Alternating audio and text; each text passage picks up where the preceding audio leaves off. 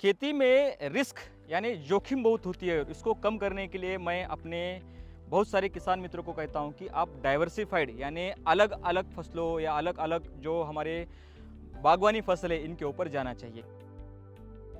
खेती में मैंने जहाँ तक काम किया है और काम करता हूँ तो मैं देखता हूँ कि ऐसा नहीं रहता है 100 में से बस एक चैंपियन होता है, उस तरह से ये चीज़ है। मगर मैंने 100 में से 70 या 80 चैंपियन देखे जो खेती में अच्छा सा सस्टेनेबल मुनाफा कमाते हैं। सस्टेनेबल का मतलब मैं बोलता हूँ कि उसको हर 3 महीने 6 महीने पैसा आता है और उसको जो पैसा है वो अपने घर का जो पूरा खर्चा है, बच्चों का एजुकेशन है, खाना है, इसमें वो अच्छा सा खर्च कर पाता है।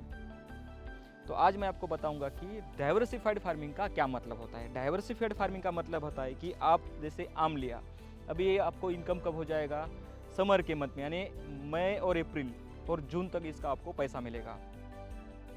अभी ड्रमस्टिक का क्या फ़ायदा है कि ये आपको 2 बार फल देगा। एक देगा अपना खरीफ में यानी अगस्त सितंबर में और दूसरा आपको जनवरी में।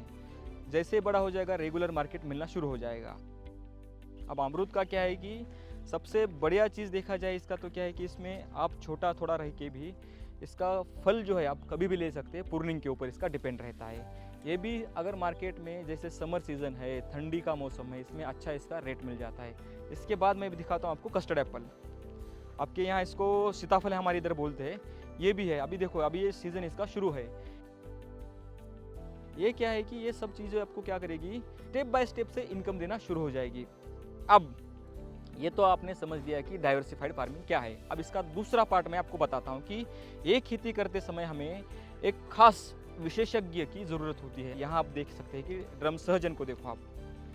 अब देखो इसमें मिट्टी एकदम कड़क है। अब इसको क्या है देखो, पूरा हमने मन से अगर इसको कोई भी दवाई डाली, इसका क्या कर रहा है मैं बोलता हूँ कि स्मार्ट फार्मिंग। अब स्मार्ट फार्मिंग क्या होती है कि आप प्लांटिंग जैसे एप्लीकेशन है हमारा, फोटो खींच सकते हैं आप, कौन सा रोग आया, कौन सा कीड़ा आई, इसके बारे में जान सकते हैं। इसके बाद आपको थोड़ा समझना पड़ेगा खेती में। अब और क्या है कि मैं युवा जनरेशन को बताना चाहूँगा कि पौधे को समझना पड़ेगा और ये थोड़ा आपका पैशन और कितना आपका हॉबी है, कितना आप डेडिकेटेड है, इसके ऊपर रहता है। आपको पहले इसका विज्ञान समझना चाहिए। अब देखो ये पीला पड़ रहा है। पीला पड़ने का कारण होता है कि इसमें अगर नाइट्रोजन की कमतरता है तो नीचे वाले पत्ते पीले पड़ेंगे। अब पत्ते को थोड़ा नज़दीक देखना पड़ेगा, थोड़ा नज़दीक आओ। कोई डिजीज़ देखो, अभी पहला तो दिख रहा है कि इस पर इल्लियाँ खा रही है पूरा। दूसरा है नाइट्रोजन की कमतरता है। अब इसको हमें किसान मित्रों के साथ जाके बताना पड़ेगा कि इसको एक थोड़ा आड़ा करना पड़ेगा, इसको कंपोस्ट देना पड़ेगा। और दूसरी चीज़ इसको नीम है, अब ये सेंद्रीय खेती करता है यानी ऑर्गेनिक फार्मिंग करता है तो इसको नीम का घोल बना के छिड़काव करना पड़ेगा। अगर ये केमिकल में जाता है तो कुछ रसायन रहते हैं जैसे कि अपना स्पिनोसैड रहता है, बाद में अगर बहुत ही इस पर रहा तो इमेक्टिन बेंजोएट रहता है। तो इस तरह से उसको जो कीटनाशक है इसका ऊपर दवाई का छिड़काव करना पड़ेगा। अब तीसरी चीज़ आपको मैं बताता हूँ। यहाँ आप देखो ये जो दालिम इसको बोलते हैं पोमोग्रेनेट, जहाँ ज़्यादा बारिश होती है, जहाँ मिट्टी एकदम काली है, वहाँ ये फसल नहीं आती भाई। विज्ञान आप समझते नहीं है। विज्ञान जब तक आप समझेंगे नहीं तब तक खेती घाटे में होगी।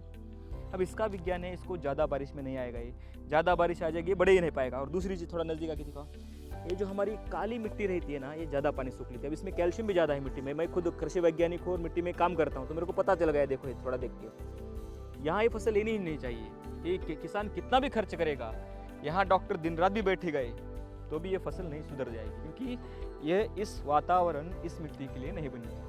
कुछ चीज़ें होती है जहाँ उसका लिमिटेशन रहता है, ये हमें समझना पड़ेगा। हम लिमिटेशन को समझते नहीं है, सीधा कहाँ देख लिया या कहीं नर्सरी में गए पौधा आके लगाया। 1-2 फल लेने के लिए अच्छा है, हॉबी एग्रीकल्चर कर सकते हैं, मगर जिसको बागवानी खेती करनी, खेती से 2 पैसे कमाने हैं, वो ऐसी चीज़ें मत करें। ऐसा मैं आपको कहना चाहूँगा। बस आने वाले टॉपिक में हम ऐसे ही यूट्यूब पे चर्चा करेंगे एक एक फसल को लेके, एक एक बागवानी फसल के ऊपर। तब तक प्लांटिक्स के साथ जुड़े रहिएगा। प्लांटिक्स ऐप डाउनलोड करके आप उसमें खाद कौन सा देना है, रोग के ऊपर कौन सी दवाई छिड़काव करनी है, इसके बारे में विस्तृत जानकारी प्राप्त कर सकते हैं। धन्यवाद।